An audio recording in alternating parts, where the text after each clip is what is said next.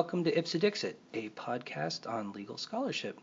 I'm your host, Brian L. Fry, Spears Gilbert Associate Professor of Law at the University of Kentucky College of Law.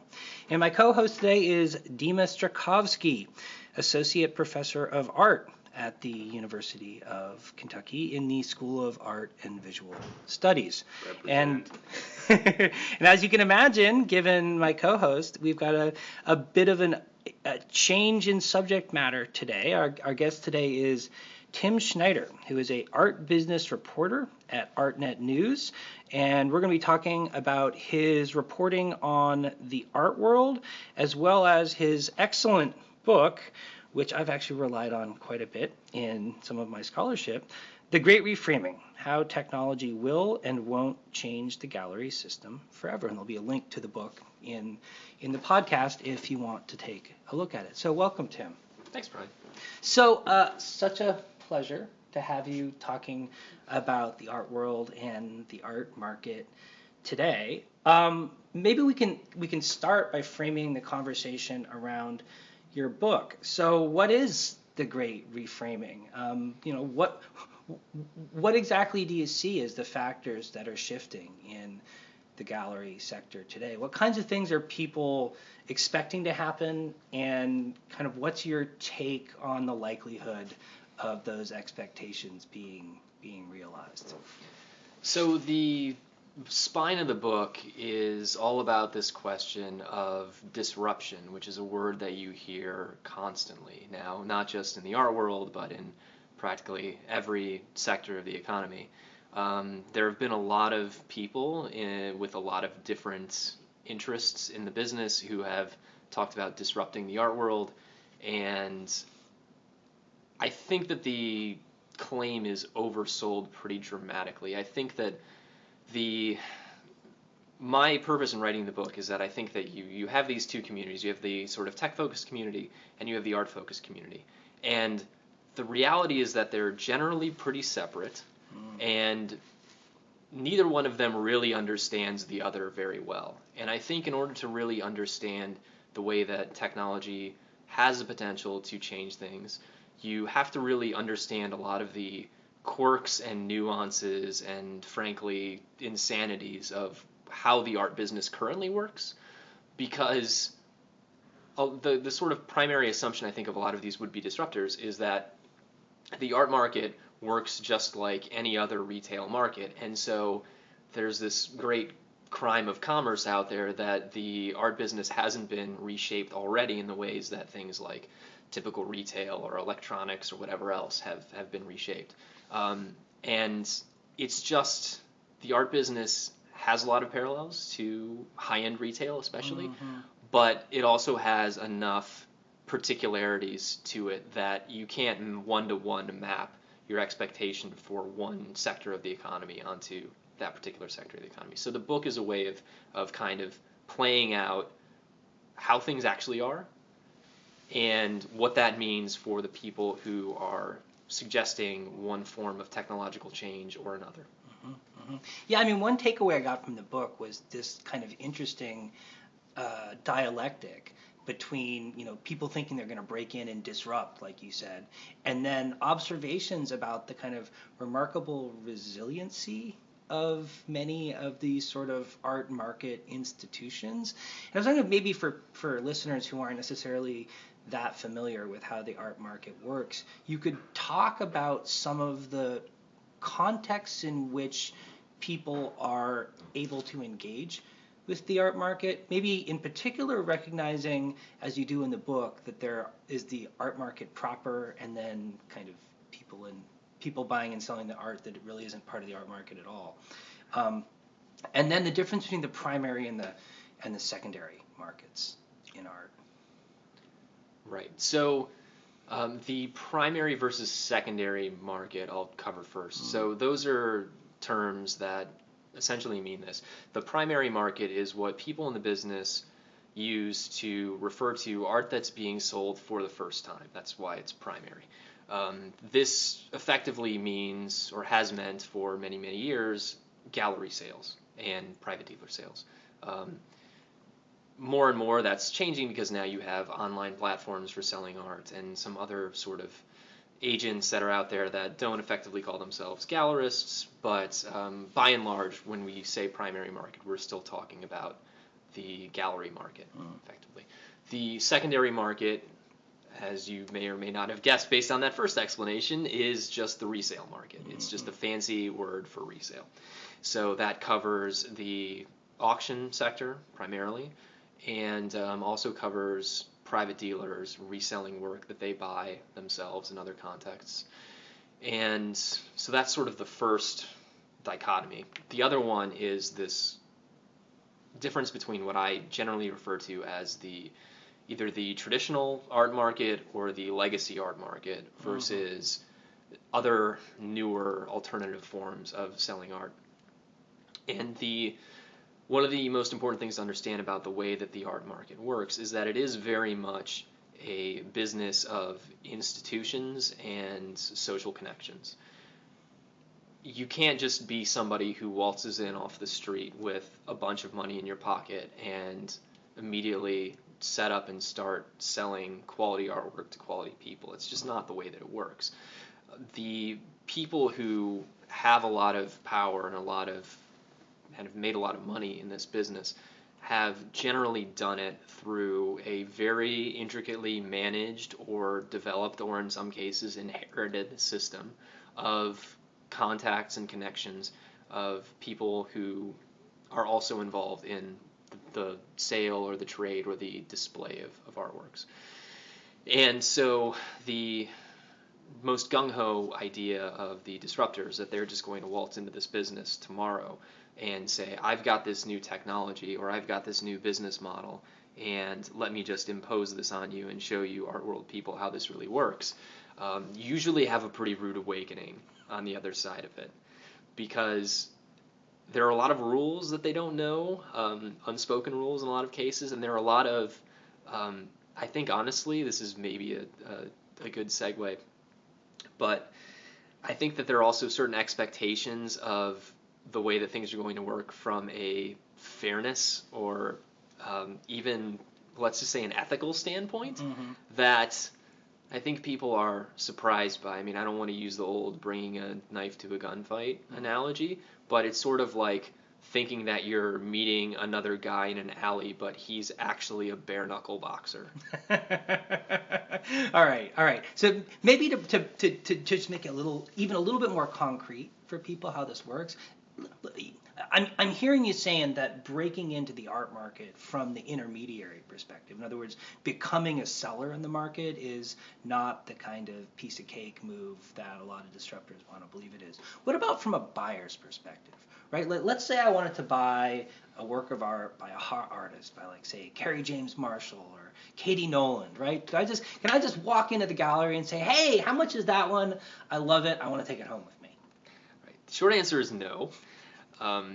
And as by way of background, I should mention that I came into this whole thing through various jobs in the gallery sector. I worked in the gallery sector in Los Angeles for about 8 years, all told. And I am not somebody who came from an art world family or an art world background. So I was just a kid who went to the University of Chicago and ended up getting a job as a front desk assistant at what we would refer to generally as a mid-sized gallery. So not one of the mega galleries like Gagosian or David Zwirner, etc., but not one that's just a sort of super scrappy artists are strictly coming out of MFA programs kind of situation either. You're somewhere in the middle. You're dealing with artists who have some kind of institutional pedigree, they've been around for a while, and they may have varying degrees of success, but they have a presence in the marketplace. So when I became a front desk assistant at this gallery, one of the primary lessons that I was taught very early on was that my job was to intake maximum information and give out minimum information, which was completely counter to basically every other job I had ever had in my entire life. And granted, I come from the Midwest, so I'm also just sort of like genealogically disposed to trying to help people on some level. So this was kind of a culture shock to me, and it manifested itself in all kinds of different ways. the most direct and kind of most frequent of which involved when genuinely interested, totally nice, unassuming people would walk in off the street into the gallery, take a look around, and then come up and ask me, well, how much is that piece or this piece or the other piece? I couldn't answer that question. And it wasn't because I didn't know the answers. I literally, the irony of me telling them that I don't handle pricing information, or I don't have that information for you, is that I was literally sitting there with a database that had our entire inventory on it, that had prices listed. I could have looked up any damn thing that we had. But just to throw this in there, right? But there would be difference in price depending on who the buyer is. Right. Also, right? Yeah. That's Right. jumping at a little bit, but we can. Yeah. I think it's a good place to go to next. Yeah. So one of the ironies about the way that the primary market works is that the people with the most money tend to get the best deals. Like the biggest discounts go to the people who need them least. Mm-hmm.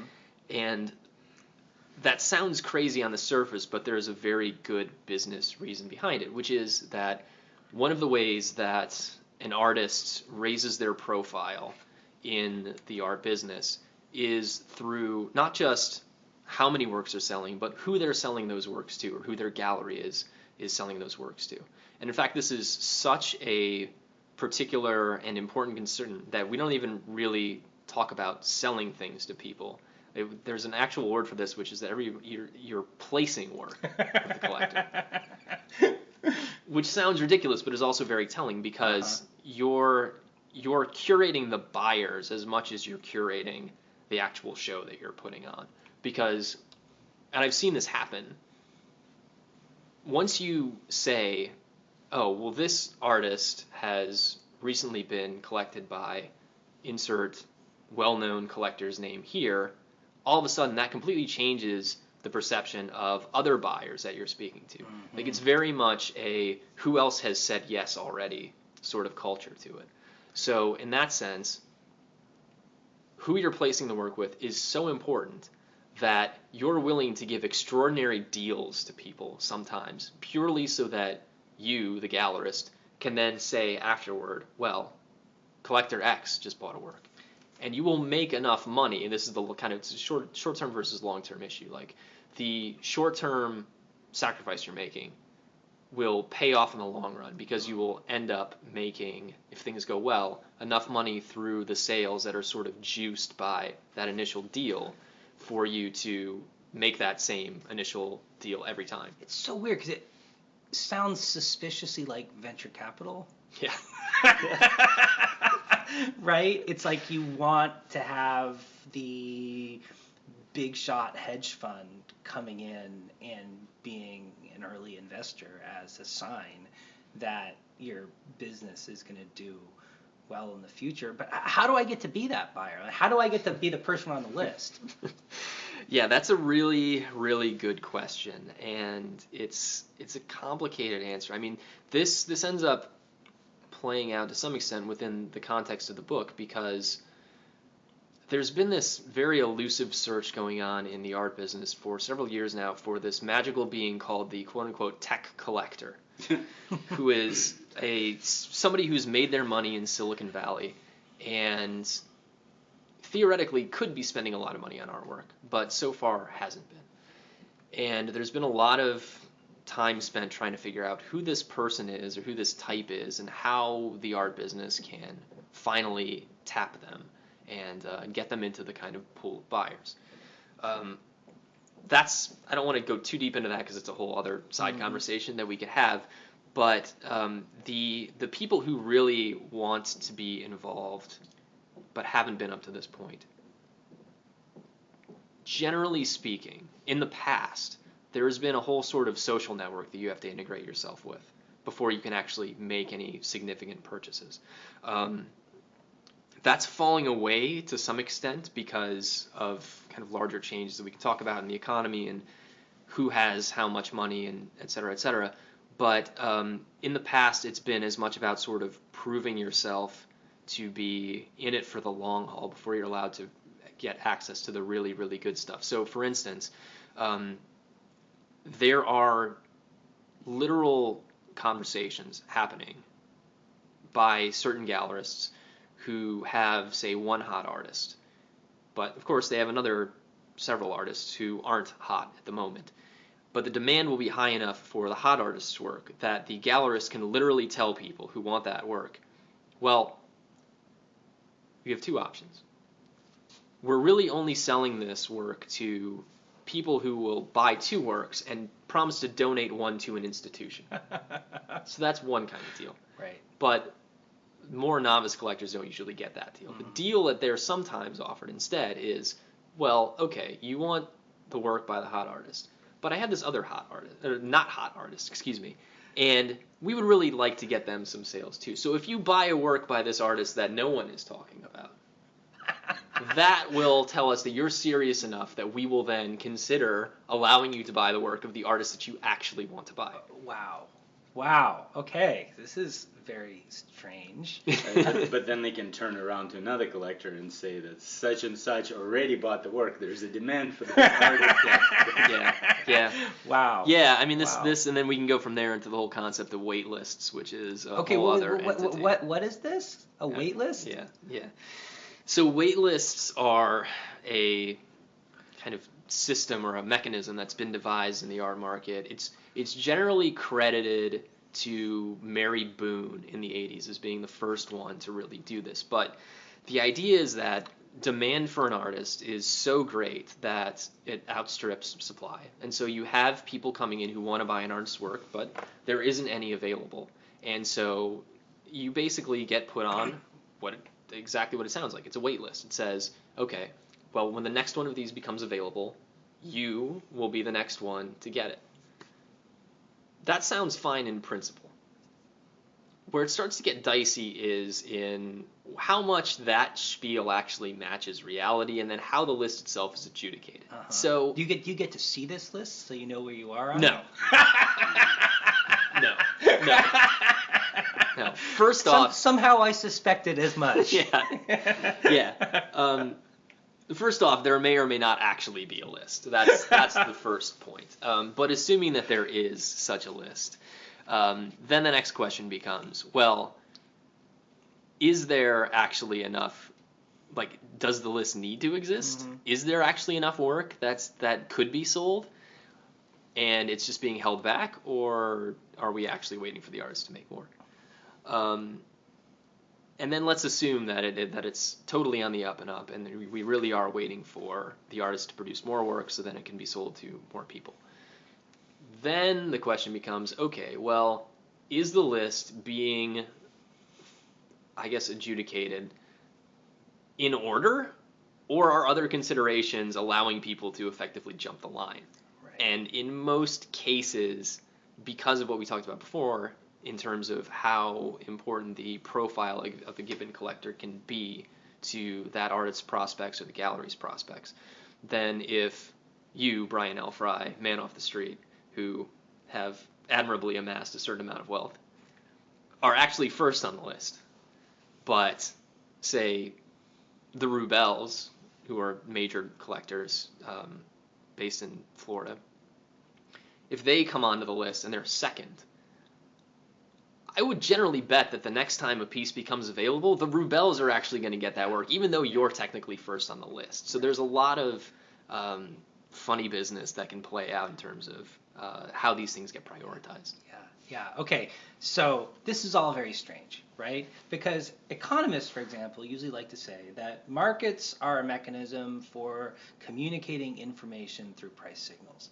And it seems to me the market you're describing is working very hard to not communicate information through price signals. And so I'm wondering, a little hypothetical here for you, right? Imagine I'm lucky enough, I'm well known enough, that I can walk into the gallery and buy one of those works by a really hot artist. If I turn around the next day and take that to Sotheby's and put it on sale, am I going to make my money back?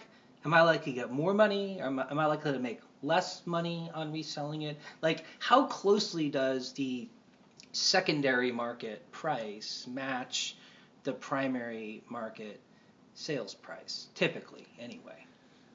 Well, there is no real typical situation. I mean, that's the probably annoying answer to that question, but it's the reality. I mean, the context in which this generally comes up is when the market is generally on an upswing and there is a particular subset of artists out there who are seen as being particularly desirable.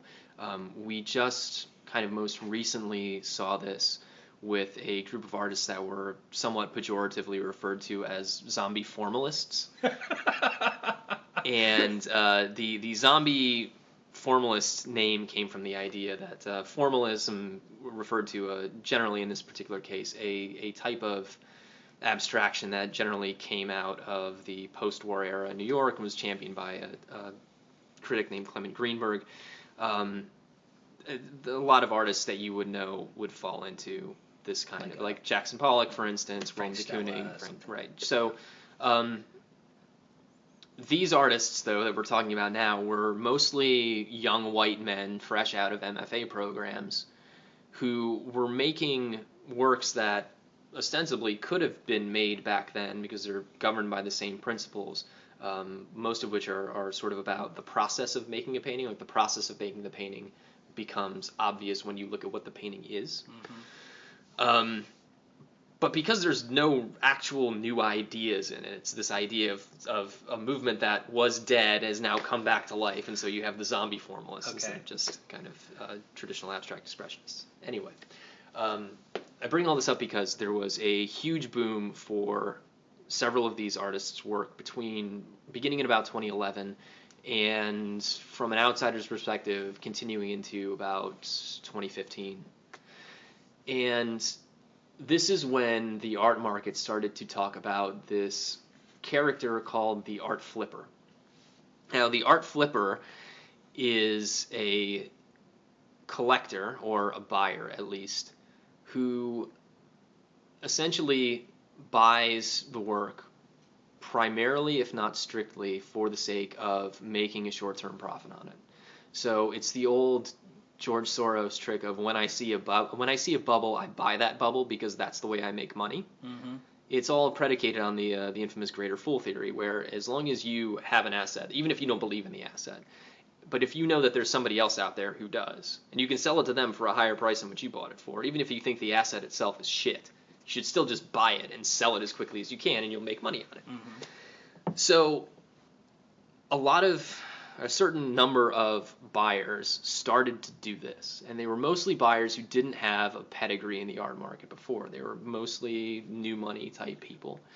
And this is important because there are these sorts of unwritten rules in the art market about how these things work. And one of those unwritten rules is that if you're somebody who buys a work from an up-and-coming artist from a gallery, and then you decide that you want to sell that work later on, what you're supposed to do is go back to the gallery that you sold it from and say, hey, look, I no longer am in love with this thing.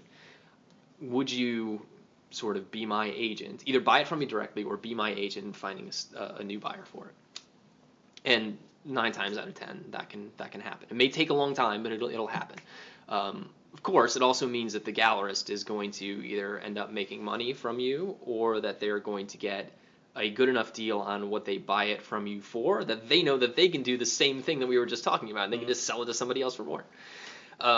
So the art flipper, quote unquote, was a character who just said, I'm not going to play by that rule. I'm just going to get the work, and if I know that there's a better market for it out there, I'm just going to take it directly to the auction house, or I'm going to sell it to somebody else myself.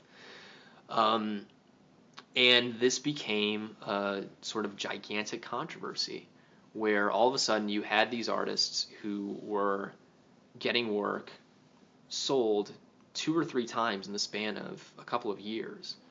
And it was drastically inflating prices for these guys, mostly guys. And it worked great until all of a sudden the bottom dropped out. Right. And then there were a lot of people who were left holding the bag, and they essentially had assets that had become worthless. So remind me again how we even got into this. I feel like I'm completely taking us afield where we were. Right. Well, I mean, I guess the question I'm asking here really is like, it seems like you're describing a kind of market where it's very common to see essentially bubbles, right? Circumstances where artists' work is hot for a brief period of time and then it's not hot. And when it's hot, the prices are high. When it's not hot, the prices are low, especially on the secondary market, because, that's sort of gauging real demand out there in the marketplace to buy these artists' work. It seems like you'd have to be crazy not to be an art flipper, right? Because if you're buying into a bubble, right, it's predicated on the idea you're expecting to pop. Why wouldn't I flip it, right? I mean, I'm going to get the best price, right? I mean, if it's hot now, I had to get on a list in order to buy it. They're holding back supply to artificially goose demand, and there's unmet demand out there. What kind of yo-yo wouldn't sell it into the secondary market immediately? Right, and the answer to that is a yo-yo who is interested in maintaining a profile in the traditional art world. Mm-hmm. Because what happens is that if you're one of these quote-unquote art flippers, you will very quickly get blacklisted at galleries. And that trick that you pulled one time and managed to make some money from, you won't be able to pull it again from that gallery, and you probably won't be able to pull it with any gallery that gallery is friendly with. Mm-hmm. So information is always at a premium. And again, because who you are as a collector plays such a big role in how the marketplace works, you can make a short-term profit doing something like that, but it becomes increasingly hard to do it again and again and again.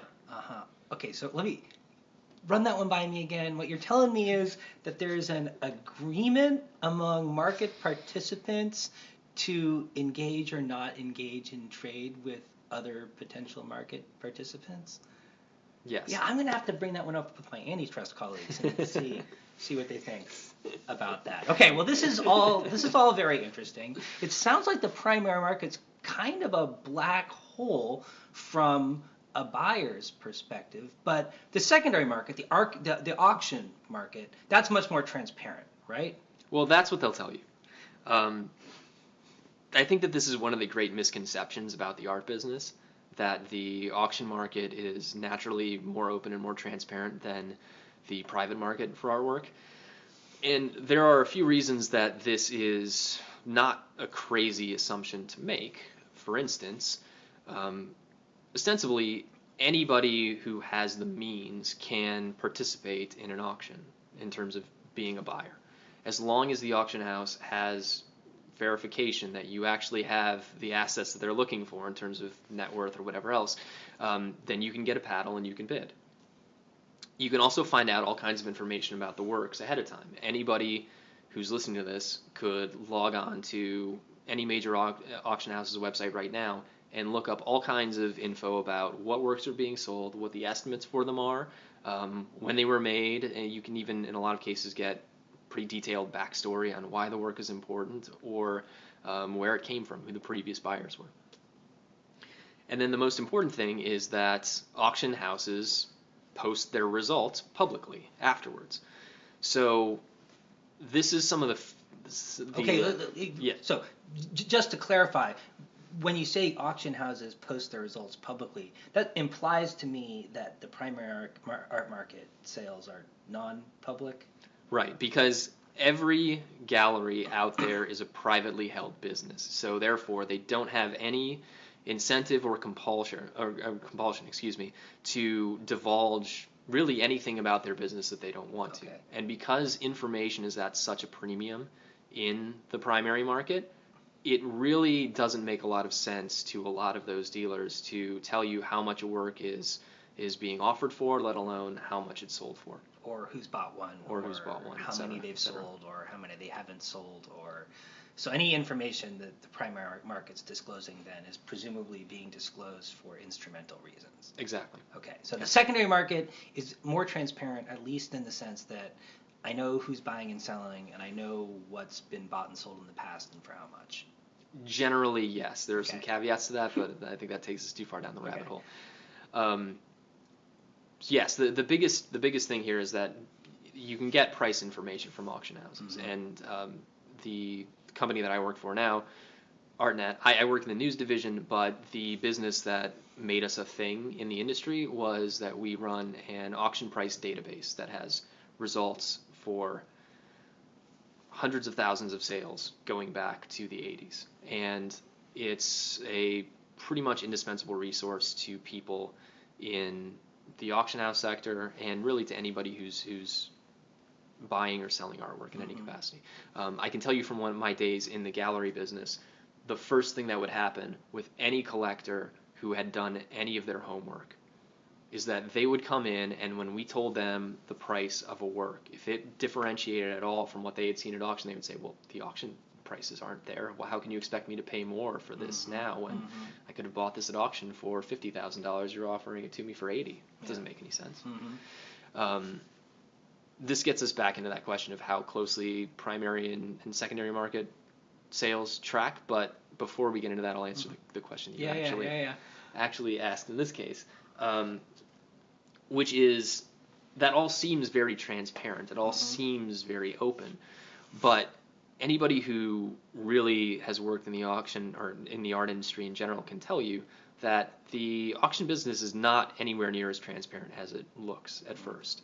When we were walking over here, I was telling you about how, here's one example of this that I really like, is that Sotheby's in the back of their auction catalog will have this little legend of a number of different symbols that appear next to particular artworks in the catalog itself. And why would Sotheby's put those in there? Well, okay, so Sotheby's is a publicly traded company. Okay. And that's rare in not just in the art business, but even in the auction sector in particular. For instance, Christie's is privately held.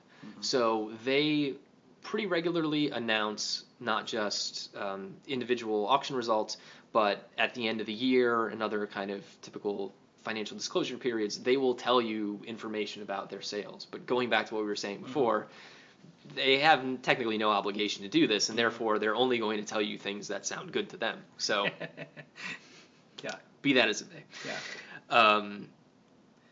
So Sotheby's has to put these symbols in, and what kind of stuff do the symbols tell you? So the symbols basically tell you information about financial,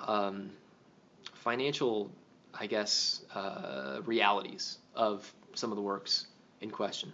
For instance, the most simple one is a marker. It's usually a circle, I think. It's either a circle or square, but it means guaranteed lot. Now, a guaranteed lot is a lot that already has a buyer who has announced themselves and made a deal to pay a certain amount of money for that artwork. So when you see the estimate range in the catalog, somebody has agreed to pay some amount of money already that the auction house is happy to accept. Whether or not it's within the estimate range, I mean, generally it is, but there can be dicey things. But the person who has made that bid in advance isn't necessarily going to buy it. It just means that if the work wouldn't naturally get to that point in the auction, then Sotheby's has protected itself on the backside by saying, well, we already have a buyer willing to pay this. We know it's not going to go for less than that. It might go for more, and if so, that's great. But we at least know that we're at a level that we can live with. But there are also other symbols that kind of get even more fraught. For instance, there's one that tells you whether or not one or more of the bidders in the room has a financial interest in the lot themselves, which is really kind of an interesting consideration, that you have somebody, a bidder, who is directly involved in determining the price of a work that it benefits them to sell for the maximum amount possible. Okay. That can open up all kinds of very, let's say, ethically questionable practices that are not uncommon. Like, for example? So we're talking a little bit about this sort of glossary of terms. Along with placement, I would also have to mention protection, protecting artworks. Protection is a concept that gallerists talk about a lot, because the importance of auction prices, as we were just talking about, the idea that anyone can look these things up, and come in and have some amount of information about the work ends up playing a big role in perceptions of how successful or how desirable an artist's work may be at any given time. So if you are a gallerist who represents an artist, meaning that you have a direct interest in their career doing well, you understand that part of that means that you can't have their works flop at auction. Mm-hmm. Oftentimes, things will come up at auction that you would prefer were not there at all.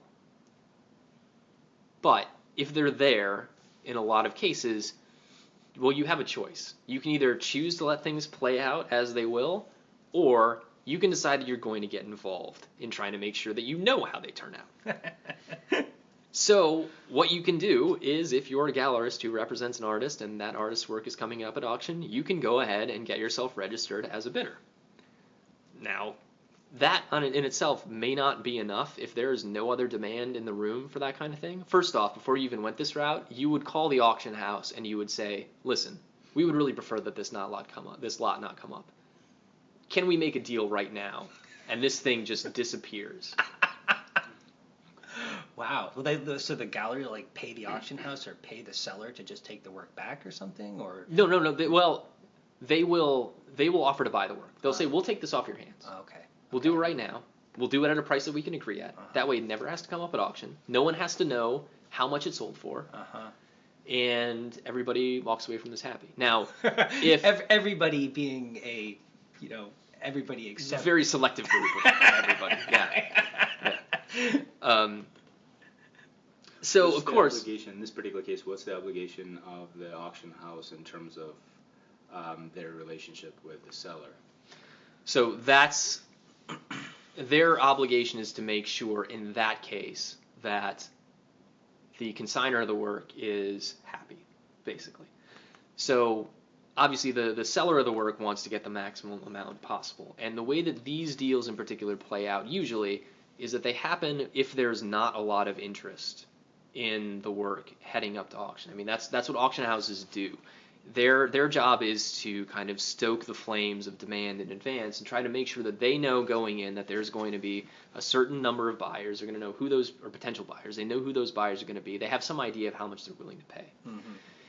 And if they're doing their due diligence in advance of the sale and they're just not getting good answers back, or answers they're happy with on that front, then if a gallerist comes in and offers them something like that, says, hey, look, we'll buy this at a fraction of what it's being estimated at, or close to it maybe, to just make sure that this never comes out, then that's a point when the auction house can go back to the consignor and say, look, I got to be honest with you. We thought there was going to be a demand for this kind of thing, but it hasn't really materialized. I've got this deal on the table now. It's under what we expected, but it's not drastically under. Mm-hmm. And if this thing is allowed to actually go onto the block, if we turn this down, you may get nothing. This thing might buy in, or in more common parlance, go unsold. Mm-hmm. Do you want to do that?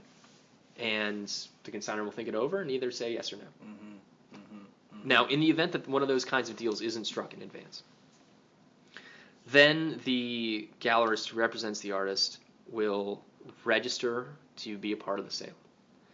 And then they become one of the bidders in the room. And if there is organic interest from other buyers, then the gallerist will simply bid against the people that are in the room until the work gets to a price level that they're satisfied with. And at that point, they can either let the room take over and it's going to go where it's going to go and the gallery's happy, or the gallery may have to buy the work itself. And if it does that, it's sort of like the whole idea of giving a massive discount to a name collector. It's the idea that you're producing a better long-term situation for your artist by paying this money now, because you have, again, protected the work from doing poorly at auction, which is one of the few data points that any collector who is interested in their work is going to look at before they consider whether or not to buy it on the primary market. Right. Okay, well, all of this has really started to illuminate for me why the art market is a lot more resilient than a lot of people seem to want to give it credit for. I guess I would say it's a very sophisticated in some sense set of market structures with, a little bit of scare quotes perhaps around the sophisticated there. So I get that now, but why is it that you think it's going to be so hard, specifically why you think it's going to be so hard to disrupt? I mean, people seem to think they have a lot of big ideas about how they're going to change it. Why don't you think a lot of those ideas aren't going to work? Well, there's a couple of different answers to this. One of the primary ones is that what you have to understand about the art market, and I think what's emerged over the course of the past several minutes we've been talking about this, is that it's really a self-perpetuating system of value.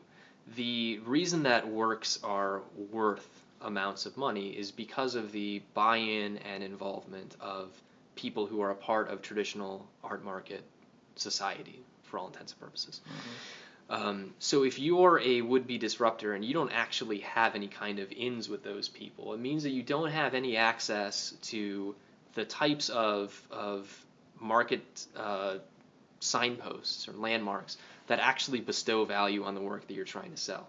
So if that happens, then you're operating outside of the system and you're kind of on your own in terms of how this work is actually going to be valued. You may be able to create a market for it, but if you're doing it from scratch.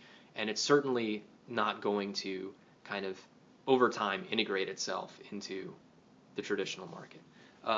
The other element that I think people don't appreciate about the technology and art marriage is that when you talk about what has made technology successful, the answers to that question are almost entirely opposite what the answers are to success in the art market. So technology has generally become useful and valuable to people by being more open, going to scale really quickly, and oftentimes helping to make things cheaper through competition. All of these run directly counter to the way that things work in the art market. Yeah. It's a market that's built on exclusivity. It's built on the idea of restricting information about prices especially, and it's very much just a niche market for all the talk that we hear about it being a multi-billion-dollar industry, which is true. The actual number of people who are involved in it is still very small, and the idea that it's a niche market, it's not a mass market. And so the idea that you're going to take mass market retail principles enabled by tech and just apply it to this other type of market is just flat out wrong, I think. Wow. Well, this has been incredibly illuminating, Tim. You've given me a whole new perspective on how the art market works. Any final thoughts or observations you want to leave the listeners with? That's a big question. I guess I would say this. If you really want to understand the way that the art market works, then I think that you have to use the same principles that you use in a lot of other markets, which is that you have to understand where the money is coming from and why it's going to the places that it's going. It's really a system of incentives at the end of the day, and that's true of everything. Yeah. But I think that the idea that the art market is this sort of, or the art world is a kind of more pure or kind of I don't know. Let's just say the creative merit is the main determinant of value. Is just frankly not the case. Not to say that there isn't a lot of great work being done. There is, and there are a lot of people who are involved in the world who are genuinely trying to do good things, genuinely trying to do good work, and people who are doing right by artists and collectors and all that kind of stuff. But there is also a lot of stuff that's happening that is much more financially driven than ever before, and that's something that is going to have both short and long-term effects on the way that the market behaves for, well, as long as I can see it. Right. Well, incentives matter, and follow the money. Words to live by. Thank you so much, Tim. Thank you.